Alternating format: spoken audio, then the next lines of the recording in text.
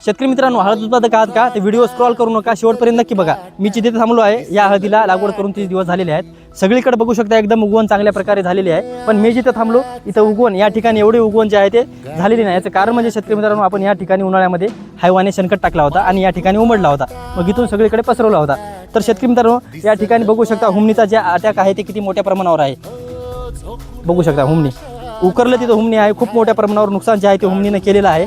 शेतकरी मित्रांनो, हुमणी आपल्या शेणखतामध्ये कशामुळे आली असेल तर मे जूनमध्ये मी शेणखत टाकला होता आणि तेव्हाच भुंगरे जे आहेत ते आपल्या शेणखताकडे आकर्षित होतात आणि त्यामध्ये 5 ते 6 सेंटीमीटर खोल अंडी घालतात आणि 2-3 आठवड्याला त्यामधून पिले जन्माला येतात. तर शेतकरी मित्रांनो, शेणखताकडे भुंगरे आकर्षित कशामुळे होतात? शेणखत जे असते ते न कुजलेलं असते किंवा अर्धवट कुजलेलं असते किंवा कुजलेलं असते. त्यामध्ये अमोनिया, कार्बन डायऑक्साईड किंवा इतर सेंद्रिय पदार्थ असतात. त्यांच्या वासाला जे आहे ते आपले भुंगरे आकर्षित होतात आणि अंडे खातात.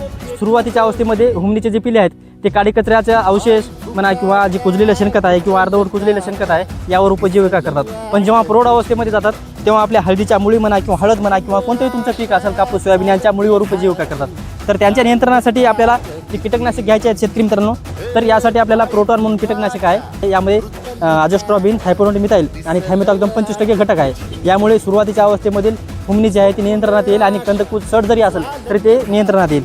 शेतकरी मित्रांनो, जर अटॅक जास्त असेल तर त्या ठिकाणी तुम्ही थायमेथॉक्झम प्लस लॅम्बडा सायोत्रिन एकरी अर्धा लिटर घ्यायचा आहे. मग तुम्ही आलिका घेऊ शकता किंवा कोणतेही कीटकनाशक घेऊ शकता.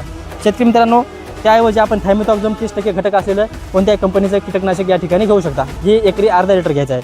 शेतकरी मित्रांनो, त्याबरोबरच आपल्याला जर अटॅक भरपूर जास्त प्रमाणात असेल, मोठी हुमणी झाली असेल तर आपल्याला डेंटासू 100 ग्राम आणि डेनिटॉल 1 लिटर एका एकरसाठी घ्यायचं आहे. शेतकरी मित्रांनो, यामुळे सुद्धा हुमणी जी आहे ते चांगल्या प्रकारे नियंत्रणामध्ये येते.